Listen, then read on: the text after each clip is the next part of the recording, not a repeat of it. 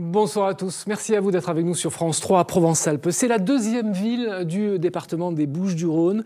Le débat de ce soir est consacré à la ville d'Aix-en-Provence. La liste Passion d'Aix de Marie Joassain, qui brigue un 4e mandat, est arrivée en tête au soir du premier tour, candidate investie par les Républicains, suivie de Anne-Laurence Peutel, Aix au cœur de la République en marche. Enfin, la liste d'Union de la gauche, Aix en partage, emmenée par Marc Penat, complète le podium. Vous allez voir les scores respectifs des candidats qui sont tous les trois sur notre plateau. Merci à vous d'avoir accepté notre invitation. Des élections municipales très perturbées, vous le savez, et évidemment par le Covid-19. La ville d'Aix-en-Provence a d'ailleurs accueilli et placé en quarantaine dès le mois de février des rapatriés venus de Wuhan. Vos campagnes respectives ont été suspendues. Dans quel état d'esprit vous les avez redémarrées, Marie Joassain? D'abord, bonsoir aux téléspectateurs. Ensuite, j'ai surtout géré la crise. C'était le rôle en responsabilité d'un maire en place. Je l'ai assumé. Je l'ai assumé sur le plan social, sur le plan institutionnel et sur le plan de l'éducation scolaire.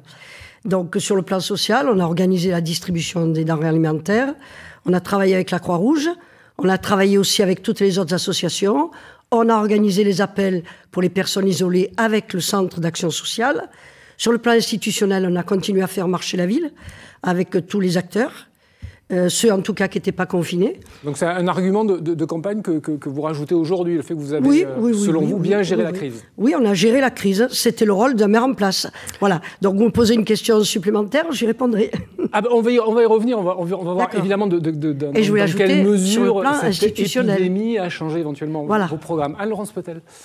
Écoutez, pendant ce confinement, il a fallu aussi gérer toutes les situations, et c'était le rôle du parlementaire que je suis, de gérer les restaurateurs, les commerçants, les professions libérales. Confiner 67 millions de personnes, c'est se trouver confronté à 67 millions de situations et faire évoluer donc les plans de soutien et les plans d'aide financière en fonction de ces situations. Donc, on a été très actifs avec mes collègues parlementaires et moi-même sur Aix-en-Provence pour pouvoir être à l'écoute de toutes les personnes qui avaient besoin à la fois de ces renseignements, mais aussi que l'on prenne en compte leur situation particulière. Et c'était très, très actif. Moi, ce qui m'a frappé, c'est l'état de sidération du pays. En très peu de temps, de l'activité la plus commune à l'arrêt presque total, sauf ceux qui étaient en première ligne, ceux qu'on a appelés les premiers de corvée et qui ont assuré l'essentiel pour nous. Et puis ce qui m'a frappé aussi, c'est, je le dis sans embâche, la déficience du gouvernement, la déficience de l'État, des pouvoirs locaux, souvent eux aussi dans l'improvisation. Et qui a fait fonctionner tout ça? Les citoyens. Il y a eu la mobilisation de la région quand même. Oui, mais les citoyens, entre autres, qu'est-ce que je dis? Les citoyens, c'est-à-dire la solidarité pratique de terrain. Les gens se sont pris en charge les uns les autres. Ils ont fait preuve pratiquement d'autogestion, même si ça paraît un peu démodé aujourd'hui. Et cette solidarité active de terrain a sauvé le pays dans bien des domaines. Alors nous verrons effectivement ce que cela a changé dans vos programmes au niveau de l'économie et entre autres de la transition écologique. Mais avant, juste un petit mot rapide sur l'évolution de vos listes. Anne-Laurence Peutel, pas d'accord avec Europe Écologie Les Verts. En revanche, 9 colistiers de Monsieur Perrin, ancien adjoint de Madame Joassain, vous rejoignent. C'est une liste qui penche à droite ? Non, c'est une liste qui est sur un axe qui est plutôt central. Non, 9 colistiers, ça n'est pas neutre. Je suis soutenue aussi par toute la majorité présidentielle, en tout cas la famille de la majorité présidentielle, que ce soit le MoDem, les radicaux, Agir, la République En Marche. Mais sur ma liste, il y a aussi beaucoup de personnes de la société civile qui n'ont pas de parti politique aujourd'hui et qui veulent juste être utiles à leur ville. Marc Penat, pas d'imprimatur Europe Écologie Les Verts, mais les instances locales semblent être derrière vous, comme Génération Écologie. Entre les deux tours, vous êtes devenu le candidat écolo ? Je ne suis pas devenu, je le suis. Parce qu'en fait, notre liste, elle est d'abord une liste qui a été considérée par le pacte sur la transition écologique comme la liste qui avait les propositions les plus fortes, les plus sérieuses sur l'écologie. Donc nous sommes des écologistes. Et nous ont rejoint naturellement les écologistes, l'écologie politique, Europe Écologie Les Verts, mais leurs instances légitimes ont effectivement approuvé ce soutien, Génération Écologie et le parti occitan de M. Guerrera, qui est un militant de l'écologie connu, Marie Joassaint même pourrait le confirmer. Laurence Petel dit que c'est faux, je vous donnerai la parole dans un instant. Marie Joassaint, vous repartez avec les mêmes, aucun changement? Alors, j'ai aucun changement, mais je rectifie, je pars avec l'investiture des Républicains. Je l'ai dit, au départ. Je pars aussi avec l'investiture de l'UDI. Mais je pense que je vais avoir le soutien de certains radicaux. J'ai été 40 ans au Parti radical, donc je ne pense pas que ce soit Mme Petel qui puisse se revendiquer du Parti radical, même s'il y a quelques brebis égarées, comme les 9 brebis égarées de la liste de Monsieur Péa, qui a été un de vos proches et qui a décidé de se présenter au premier tour contre vous et qui a rejoint Mme Petel. Qui sont allés avec Mme Petel. J'oserais le dire, ce n'est pas les meilleurs. Après, je vais vous dire, il y a beaucoup de colistiers d'autres personnes qui étaient au premier tour qui m'ont rejoint, notamment des colistiers de la liste du chirurgien bien connu, Dominique Sassoon, qui m'ont appelé à voter pour moi. Donc je crois qu'on peut se revendiquer uniquement de ceux qui vous ont donné l'investiture. Moi, je me revendique de la société civile. J'ai la moitié de ma liste qui est composée de membres de la société civile, chefs d'entreprise, profession libérale, etc. Et j'ai l'investiture, c'est pas RPR maintenant, c'est le PR. mais vous savez que ça joint, ça concerne à la fois l'UDF et l'UMP. Enfin, l'UMP, c'est un ensemble de partis. Très rapidement maintenant que les fables et le mépris ont été dits, je vais vous dire la réalité, c'est qu'effectivement, il y a un communiqué de Europe Écologie Les Verts départemental et du candidat qui disent qu'ils ne soutiennent personne et surtout pas les extrêmes. J'ai juste une chose à dire sur l'écologie. L'écologie, ça n'est pas un parti, c'est une conviction. On va y revenir, évidemment. On va en reparler. Alors, comme une partie du monde, la Terre s'est arrêtée de tourner à Aix-en-Provence pendant 2 mois. Ce n'est pas évidemment sans conséquences sur l'économie de la ville. Les commerces, le tourisme, entre autres, sont fragilisés. Quelle solution pour éviter le choc qui s'annonce et il risque d'être particulièrement rude? Marc Pénin, qu'est-ce que l'homme de gauche que vous êtes propose? L'homme de gauche, ce qu'il propose, c'est qu'on tienne compte de l'ensemble des acteurs économiques. Les entreprises, bien sûr, les chefs d'entreprise qui ont une responsabilité particulière à ce moment de crise, mais aussi que l'on tienne compte des salariés, des syndicats, de l'ensemble des acteurs. Et je crois que c'est tous ensemble que nous relèverons le défi de cette reprise économique. Vous êtes élu maire le 28, vous faites quoi concrètement pour je réunis tous ces acteurs pour voir ensemble, à l'échelon des compétences d'une municipalité, ce que nous pouvons accompagner ensemble en termes de mesures économiques, de mesures sociales. Mais je dis bien tous les acteurs, ça c'est très important parce que j'entends rassembler Aix-en-Provence dans sa totalité et dans sa diversité. Laurence Petel, soutien aux commerçants, restaurateurs et PME du territoire, augmentation des terrasses gratuitement. Vous précisez exonération des taxes et des redevances. Si vous êtes élu, c'est ce que vous ferez? Alors déjà, je veux dire que le gouvernement a quand même mis 8 millions de personnes au chômage partiel et que pour aider, que ce soit les professions, les commerçants, les entreprises, ça a été extrêmement utile, ils le disent tous. Ensuite, si je suis maire demain, c'est effectivement d'abord sur la fiscalité locale qu'il faut agir et exonérer de fiscalité locale. Et le gouvernement vient en aide aux collectivités pour qu'elles puissent le faire. Donc il faut absolument le faire. Et si on veut vraiment aider la reprise du travail, il faut faire en sorte que les écoles ouvrent avec la cantine, le périscolaire et la garderie, Madame le maire, ce qui n'a pas été le cas. Vous n'avez pas su ouvrir les écoles en temps et en heure. Et ça, c'est extrêmement utile à ceux qui veulent reprendre le travail. Marie Joassaint, répondez sur la question des écoles et après je vous pose la question sur l'économie. Vous devriez être beaucoup plus modeste, parce que nous avons fait notre travail de collectivité territoriale et nous l'avons fait complètement. J'ai reçu tous les acteurs, à la fois les acteurs ceux des associations, je les ai sécurisés, j'ai reçu le monde économique, j'ai reçu les syndicats, j'ai reçu le personnel de la ville.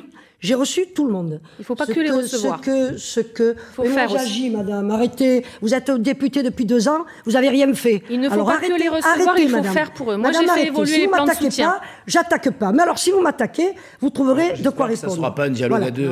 Voilà. Non. Elle nous vante un gouvernement qui a été en dessous de tout. Il faut arrêter. Voilà. Alors, je reviens soutien aux commerçants, restaurateurs et PME du territoire. Je reviens sur les propositions de Anne-Laurence Petel parce qu'elle vous a envoyé un courrier. La parlementaire, en précisant ce que éventuellement vous pourriez faire. Est-ce que ça va dans le bon sens, ce qui est proposé, par exemple? Madame Pétel, je ne sais pas si elle a envoyé d'autres. Le courrier que j'ai reçu, elle préconisait des solutions qui ont déjà été apportées. C'est faux. Donc, mais bien sûr, madame, c'est vrai. C'est facile de dire. La fiscalité, vous n'avez rien fait pour la fiscalité. Madame, je vous provoquerai dès demain, en vous disant que tout ce que vous proposez a été réalisé. Voilà. Vous intervenez par voie de courrier. Moi, j'interviens sur le terrain, madame. Alors, arrêtez, vous voyez, je suis en forme, je ne suis pas malade comme vos équipes l'ont dit. Donc, je suis en forme, je suis là pour vous répondre, et je vous répondrai sur le travail que j'ai effectué. Alors, et vous parlez d'un travail que vous n'avez jamais fait. Ne diffamez pas, s'il vous plaît, ne diffamez pas, vous avez l'habitude. Vous avez l'habitude de ça. Monsieur l'habitude de rien Pénin, du tout, madame. Un plan Marshall pour le commerce, comme le propose par exemple Agnès Buzyn à Paris, en libérant les contraintes. C'est spécialement ma référence. Hein, non, mais je m'en doute, mais je voilà. juste à titre d'exemple. Je pensais que vous alliez me dire Anne Hidalgo ou je ne sais pas. Bon, voilà. Plan Marshall pour le commerce, comme le propose Agnès Buzyn, qui est candidate à l'élection municipale de Paris, en libérant les contraintes horaires et les jours d'ouverture pour les petits commerces. Est-ce que ce serait envisageable à Aix-en-Provence?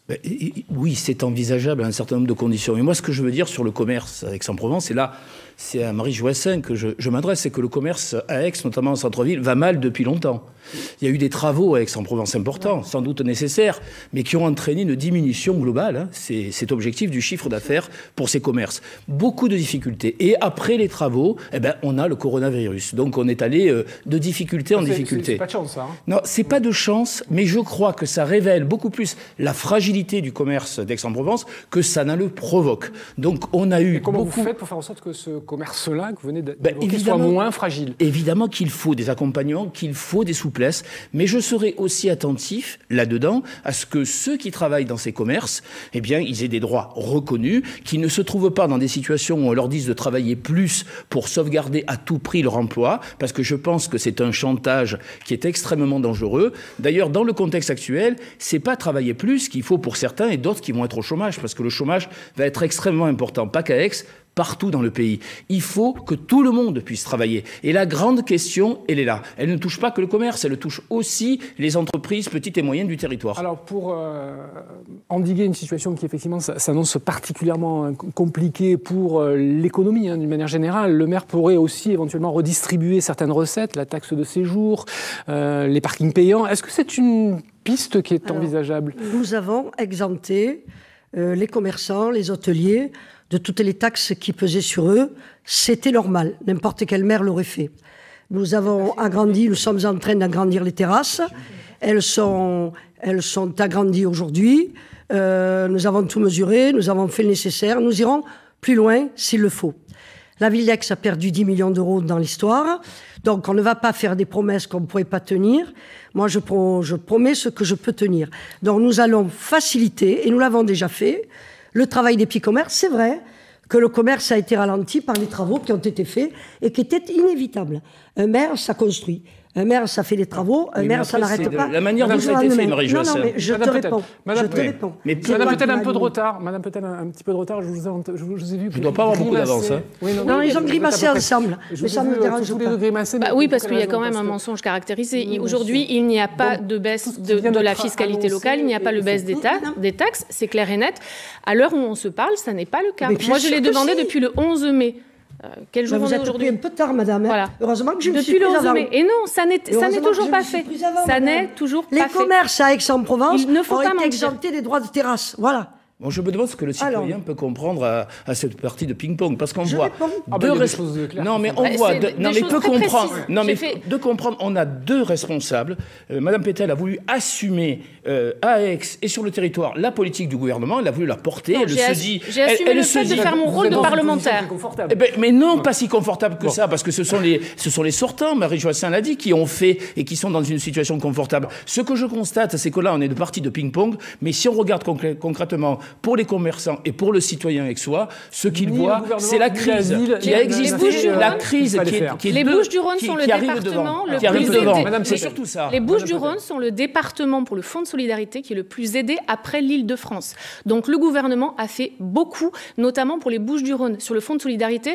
Et j'ai encore contribué la semaine dernière dans le 3e budget à faire en sorte que ce fonds de solidarité soit encore plus ouvert et sans condition. J'en ai parlé directement à Bruno Le Maire. Donc oui, j'ai fait mon boulot de parlementaire pour aider les commerçants. Vous avez été la courroie de transmission d'un gouvernement qui a failli dans cette crise sanitaire. Le président, il y a 3 jours, nous a menti comme d'habitude. Voilà, on va revenir sur la problématique aixoise, si vous le permettez. Aix, ville de culture, des spectacles annulés. Nous pensons évidemment au festival d'art lyrique, mais pas que. Hein. On sait que c'est une manne importante pour les recettes de la ville. Avec vous, à la tête de la ville, la culture cet été sera-t-elle présente? Oui, elle sera présente avec des manifestations qui ont été reportées, mais qui sont maintenues. Même la manifestation du Cercle des économistes va être maintenue dans un format réduit. Nous allons avoir aussi... à Paris même, je sais. Nous allons... Pardon ?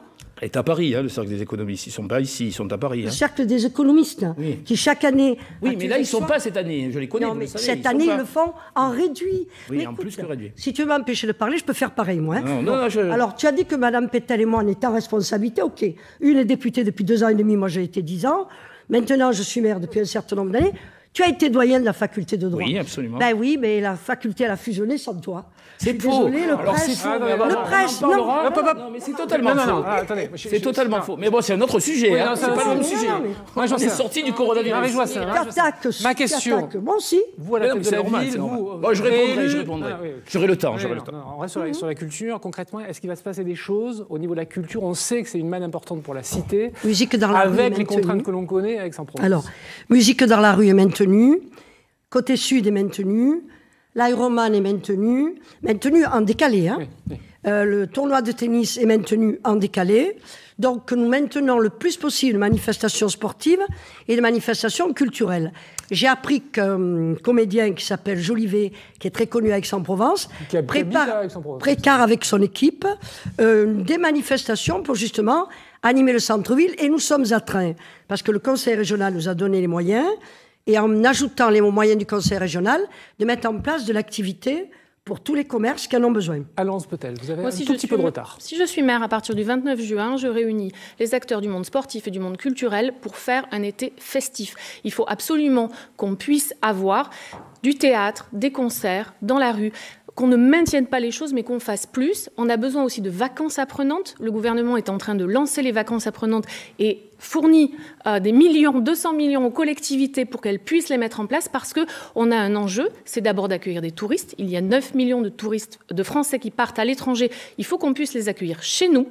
Et il faut aussi que les Aixois qui ne prennent pas de vacances, et notamment les enfants, puissent avoir de l'éducation artistique, par exemple, des activités artistiques, sportives, tout l'été. Et c'est extrêmement important. Et ça devrait déjà commencer, Madame le maire. Marc Pénard. Madame, on ne vous a pas attendu pour ça. Vous êtes naissante. On ne vous a pas attendu pour ça. J'ai des idées. Je suis nouvelle, mais j'ai des idées. Madame Pétel. Non, s'il vous plaît. Et je suis mesurée. Monsieur Pénard. Oui. Moi, d'abord, ce que je veux dire, c'est qu'il me semble, je suis prudent, mais que dans cette affaire, là aussi, au niveau du gouvernement et de l'État, on s'est précipité sur un certain nombre d'annulations. Je ne dis pas qu'on devait tout laisser à l'État, mais avec le recul, il me semble qu'on aurait pu faire différemment, comme d'ailleurs dans ce confinement généralisé qui pose un certain nombre de problèmes. Je ne dis pas que c'est facile, non, mais je tiens à le dire. Et d'ailleurs, pourquoi je dis ça? Parce que ça touche Aix d'abord, parce que Aix est une ville de culture, une ville où le tourisme international est très important, et Marie-Joselyne sait bien que ça l'impacte très fort, et ça concerne tout le monde. Ensuite, ce que je crois, c'est que ça va toucher aussi la culture de proximité, les petits théâtres à Aix-en-Provence qui font un travail formidable, avec qui je serai dans quelques jours, parce qu'ils vont préparer une rentrée qui doit être bonne pour tout le monde. Pour vous, la culture, elle doit être plus populaire à Aix-en-Provence ?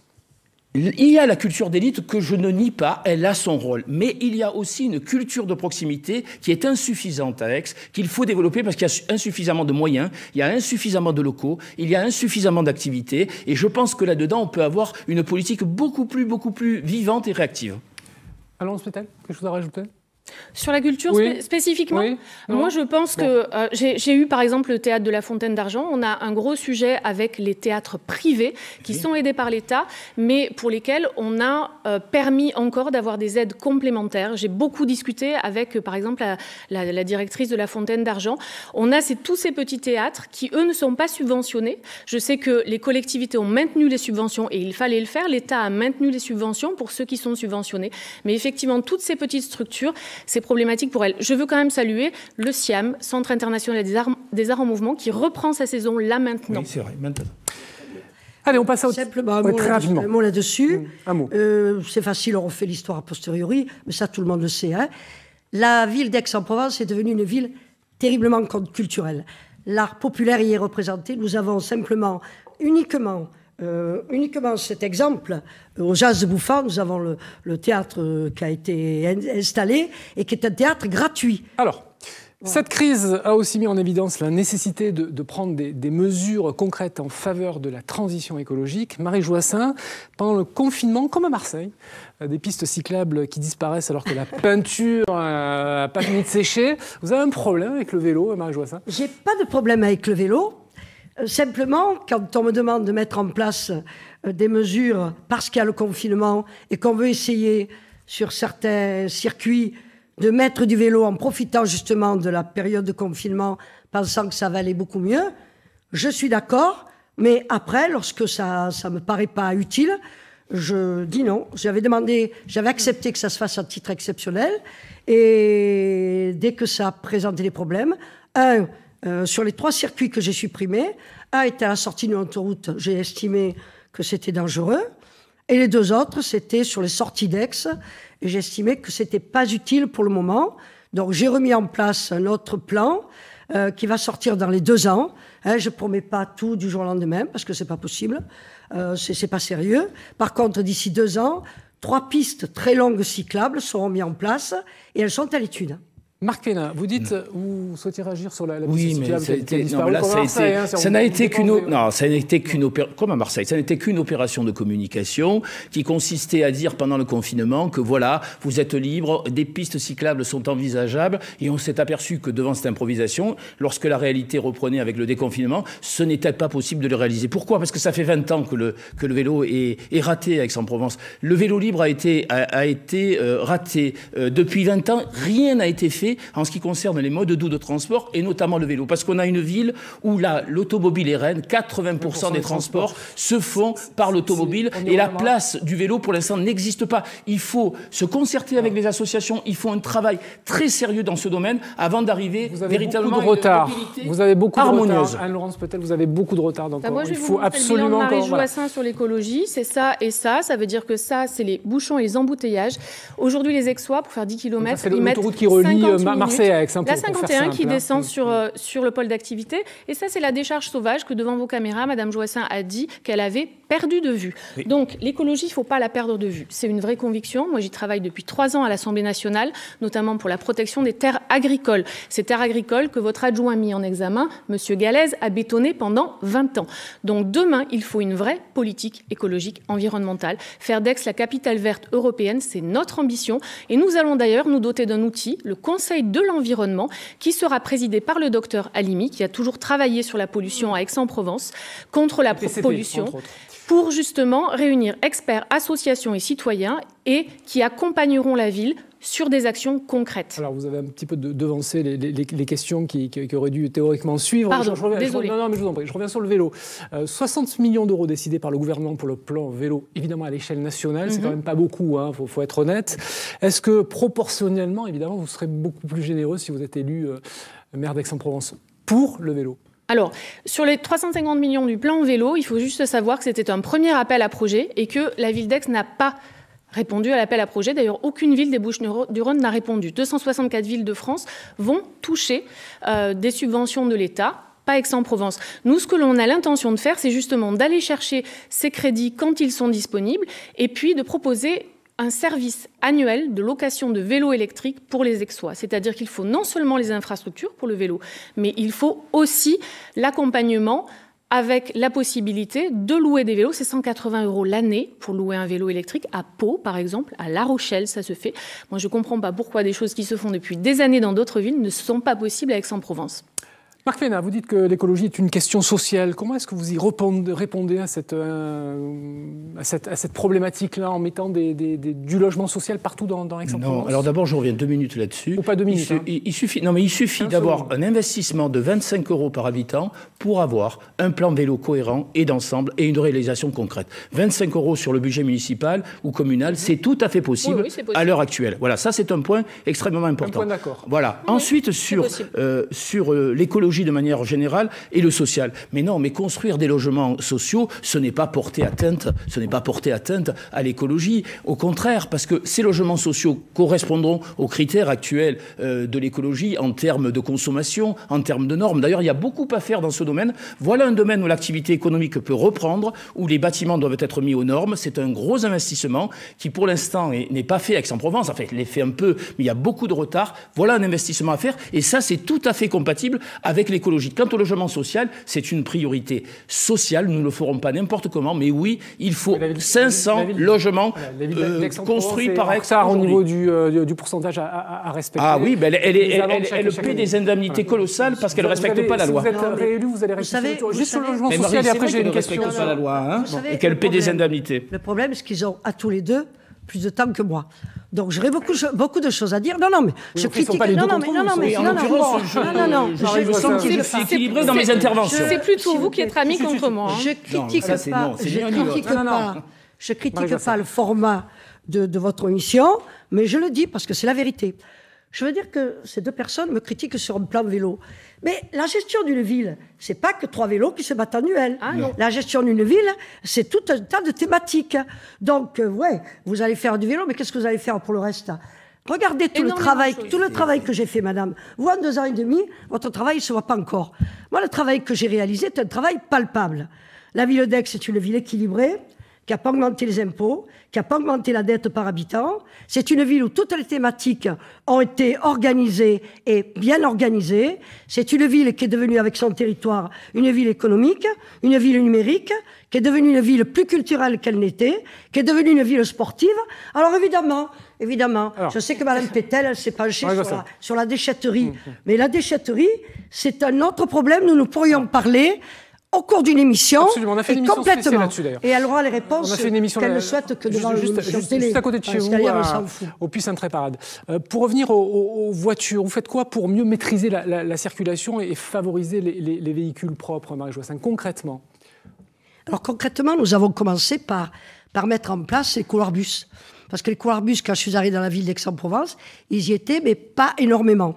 Nous avons mis en place des DSP pour mettre en place les couloirs délégation bus. De services publics. Les couloirs bus, délégation de services publics pour mettre le couloir bus sur tout le territoire. Nous avons créé des couloirs bus parce qu'il n'y en avait pas. Nous avons créé également des parkings de persuasion à l'entrée et la sortie de la ville pour arrêter les voitures quand on le peut, ou alors tout au moins fluidifier le territoire. Donc nous avons mis tout ça en place parce qu'on ne décrète pas la gouvernance d'une ville du jour au lendemain. Après, on a quelques mesures, des mesures phares, mais c'est facile. Une par exemple, et puis on passe à une mesure phare tout simplement, j'ai le plan vélo qui est en construction. Bon. Ce plan vélo... C'est vous qui revenez au vélo. Bon. Mais Eric Kahn, tous les deux sont contents pour une... Non, mais parce que... On va passer à autre chose, ça va vous faire plaisir, Marie Joassaing, la métropole. On se garde un petit peu de temps pour l'évoquer. Oui. Non, parce qu'on parle des transports, mais les transports, par exemple, c'est une compétence métropolitaine. Un mot sur le plan vélo. Jusqu'au plan vélo, ça dépend. Ce que j'ai retiré, c'est les 3 circuits exceptionnels que les services ont mis en place pour profiter du confinement. Mais le plan vélo continue, et comme moi je réalise beaucoup plus vite que vous ne sauriez le faire, il sortira dans les 2 ans. Ça, vous savez pas. Et dans les 2 ans, moi je attendez qu'on soit au pouvoir. Les transports, je ne pourrais tenir. Alors, la métropole. Alors, attendez. La question. Il faut qu'on parle un peu aussi. Allez-y. Quand même. La question. Transport plus écolo, c'est des transports plus écolo. Ce sont donc des... Oui, voter Sénat, c'est voter. Non, on doit respecter ça, c'est pas du tout. Est-ce que je peux poursuivre le débat? Voilà. Très bien. Alors, des transports plus écolos, évidemment, c'est la métropole qu'il faudra convaincre, parce que peut-être que qu'on n'en a pas suffisamment parlé, mais il y a des élections municipales, mais il y a aussi des élections métropolitaines. Quelle sera votre position sur ce dossier ? Je suis obligé de commencer avec vous, Marie Joissains, parce que voilà, la métropole, ça fait partie des grands combats que vous avez menés. Vous dites que Marseille tire toujours vers le bas les autres communes. Est-ce que cette métropole, concrètement, doit disparaître ? Et après, évidemment, vous aurez la parole sur ce point-là. Je n'ai jamais proposé qu'elle disparaisse, j'ai proposé sa transformation. J'étais contre sa création, mais j'ai proposé autre chose. Je ne suis pas restée dans l'opposition. Que Aix soit la ville leader à peu près. Hein. J'ai proposé un pôle métropolitain, j'ai fait voter tout le territoire sur le pôle métropolitain, et tout le territoire, y compris le territoire de la Camargue, le territoire d'Arles et tout le monde a voté pour le pôle métropolitain. Quelle est la différence avec la métropole actuelle ? Le pôle métropolitain, c'est une métropole de projet. Et je continue à proposer une métropole de projet qui se recentre sur des compétences stratégiques dont il est évident qu'elles doivent être organisées sur un territoire plus important. Alors, Marc Pénin, est-ce qu'elle doit fusionner, cette métropole, avec le département Non, je ne. À votre avis ou pas ? À mon avis, non. Une couche, à mon avis, non. La métropole est effectivement une institution stratégique sur des compétences structurantes pour le territoire. Le département a d'autres compétences, notamment dans le domaine social très importantes, et la crise du coronavirus a montré l'importance du département. Donc moi, je ne suis pas du tout pour une fusion entre les deux. En revanche, ce que je critique dans la politique de Mme Joissains, c'est une politique qui a consisté à opposer Marseille et Aix, selon moi, bêtement. En plus, Aix n'avait pas les moyens de lutter quantitativement contre Marseille. Et puis surtout, c'est une politique de la chaise vide qui fait qu'Aix est insuffisamment considéré au niveau de la métropole. Mais vous savez qu'il y a temps pour développer vous savez qu'il y a quand même une bonne nouvelle qui pourrait s'annoncer. Oui. Vous savez ce que c'est ? C'est que la gauche marseillaise pourrait bien gagner les élections et vous voyez demain, avec Aix en portage, on est majoritaire à la métropole et on change la politique de la métropole. Madame Pétel, fusion avec le département, il faut que le gouvernement, parce que ça a été une idée proposée clairement par Édouard Philippe, il faut que le gouvernement aille au bout de cette idée-là. Alors, moi, je voudrais dire quand même déjà une chose, c'est que je ne trouve pas normal que ce qui fonctionne à Lille, ce qui fonctionne à Lyon, ce qui fonctionne à Bordeaux ne fonctionne pas ici. Martine Vassal est pourtant l'amie de Mme Joissains puisqu'elle est venue la soutenir. Et ensuite, elle se bat contre la métropole, contre les transports, contre tout ce qui pourrait être bénéfique pour les métropolitains. Tout d'abord, cette métropole, ça doit être celle des citoyens. C'est-à-dire que demain, effectivement, on doit changer cette métropole. On doit en faire une métropole qui est tournée autour de 4 compétences socles que sont les transports, l'environnement, l'urbanisme et l'économie. Uniquement. Et si on avait eu une voix forte, si Aix avait une voix forte, et effectivement, comme dit M. Pénat, si Mme Joissains n'avait pas fait la politique de la chaise vide, peut-être que Aix-en-Provence serait entendue au sein de la métropole et qu'on aurait des transports en commun peut-être plus efficaces aujourd'hui. Donc moi, ce que je veux demain... La compétence voirie a été laissée, décalée. Hein, on en avait beaucoup parlé. De votre fille, Sophie Joissains. Non. Il a fallu un moment. Non. Sophie Joissains pose des amendements. Moi, je discute avec le ministre et avec Sébastien Lecornu. On en avait beaucoup discuté. Et effectivement, quand on est parlementaire, on discute avec les ministres et on en avait beaucoup parlé. De transmission du gouvernement. Beaucoup parlé. Pour que les Exos entendent. D'ailleurs, notamment l'électorat écologiste. S'il vous plaît. Madame Pétel. D'ailleurs, nous avons aussi une possibilité, puisqu'il va y avoir une loi portée par Madame Gouraud, de faire évoluer la métropole comme nous le souhaitons dans un prochain véhicule législatif. Et je propose que les maires de la métropole puissent y participer et travailler autour de ce projet de loi. Alors aujourd'hui, 40% de la taxe d'aménagement... Attendez, je reviens sur... Pour la rentrée de septembre. J'ai encore une question à Mme Pétel qui a pris du retard. 40% de la taxe d'aménagement de la ville est reversée à la communauté aujourd'hui. C'est ce qui est en train de se passer, de la ville d'Aix-en-Provence, reversée à la communauté. Voilà, est-ce que vous avez le sentiment que tout ça est très équilibré ? Le sentiment qu'il y a la richesse d'Aix-en-Provence, en tout cas du territoire aixois, qui s'en va au sein de la communauté. Est-ce que ça vous paraît logique ? C'est assez simpliste comme façon de voir les choses parce que... J'essaie de résumer pour que les téléspectateurs comprennent. Les transports, par exemple, c'est quelque chose qui concerne aussi les Aixois. Donc, quand on met dans un pot commun, c'est pour prendre un bus ou pour prendre un tramway qui n'existe pas aujourd'hui, mais qui pourrait exister demain, pour aller travailler à Marseille, pour aller travailler à Salon, pour aller travailler à Aubagne. Et ça, c'est tout l'intérêt d'une métropole. C'est de mettre en commun. Et il y a des Aixois. Les Aixois ne travaillent pas forcément à Aix-en-Provence. Ils travaillent à Marseille, ils travaillent à Salon, ils travaillent à Aubagne, ils travaillent dans d'autres villes. Et ils ont besoin des transports. Et ce pot commun sert à c'est l'argument de Jean-Claude Gaudin, vous le savez ça. Hein. Les Aixois, ils profitent du stade Vélodrome, ils profitent c'est l'argument de des l'hôpital, ils profitent... C'est l'argument des métropolitains à Lille, à Bordeaux, à Lyon, qui mettent en commun leurs moyens pour pouvoir avoir des services efficaces. Aujourd'hui, les services ne sont pas efficaces et c'est là qu'il faut agir. Très rapidement, s'il Elle vous ne plaît. connaît aucun dossier. Mais vous rigolez ou quoi? Vous parlez sans connaître un seul dossier, madame. Rapidement, Si vous je les connaissiez, connais bien et c'est ça qui vous gêne. Vous sauriez que la proposition que vous faites aujourd'hui, je la fais depuis 2011.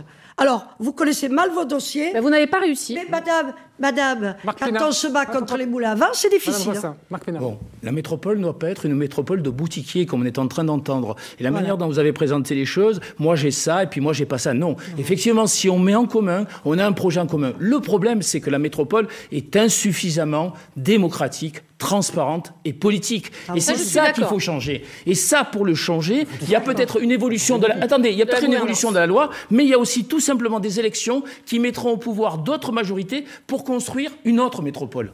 Oui. J'ai pas fait la chaise vide. Hein. J'ai été présente à toutes les réunions. J'ai envoyé je ne sais combien de dossiers à Madame Vassal. Alors quand vous dites que ça a été la chaise vide, c'est faux. Mais c'est faux. Mais systématiquement, c'est ça le votre problème. politique, c'est d'adhérer. Alors, non. Question simple. Question simple. Monsieur Pénard, non, Entre les deux, Marie, il y a un équilibre. Madame Joissain. On a participé à toutes les commissions. Madame Joissain, Monsieur Pénard, si effectivement il y a une redistribution des cartes, si la gauche l'emporte à Marseille, c'est vrai qu'il risque de se passer des choses. Est-ce que vous serez présidente à l'élection de... Est-ce que vous serez candidate à la présidence, pardon, de la métropole? C'est prématuré. En tout cas, il y a une chose que je vais demander immédiatement, dès que les élections seront passées, quel que soit le résultat, parce que je suis aixoise, peut-être élue, mais en tout cas, je reste aixoise. Ce que je demanderai, c'est que la ville de Marseille ne soit pas obligée de participer aux dettes de la ville de Marseille. Alors, peut-être, vous vous impliquerez dans le fonctionnement de la métropole, prenez le si vous êtes élu maire d'Aix-en-Provence? Mais bien sûr, mais je veux absolument que les Aixois soient très représentés et représentés avec une voix forte et que surtout, on puisse travailler ensemble, entre élus, de manière constructive, ce qui n'a pas été fait jusqu'à présent. Parce que cette métropole, elle sert à qui? Mais je ne vais pas me laisser allumer comme ça. Elle sert aux citoyens, la métropole. Donc, en fait, ils doivent en avoir le bénéfice. Nul. Vous êtes nul, madame. Ah, bah écoutez, le mépris, les insultes, je vous laisse. C'est votre façon de faire campagne. Je ne peux pas parler, c'est difficile. Pour l'homme élégant que je suis, c'est difficile. Oui, un peu plus d'élégance. Vous avez raison. Un peu plus d'élégance. Voilà, moi ce que je veux dire aussi, c'est que Marie Joissain dit qu'elle s'est opposée à la métropole aux Marseillais, mais elle est de la même majorité politique que Madame Vassal et avant de Monsieur Gaudin. En fait, ils ont fait une politique et un jeu de rôle ensemble.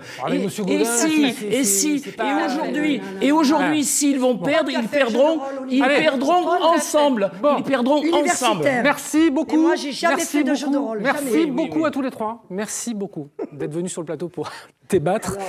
C'était animé et c'est une bonne chose. Allez, dernière séquence de ce... Ne partez pas. Moi, j'ai les idées de demain. Non, restez avec nous encore un petit moment.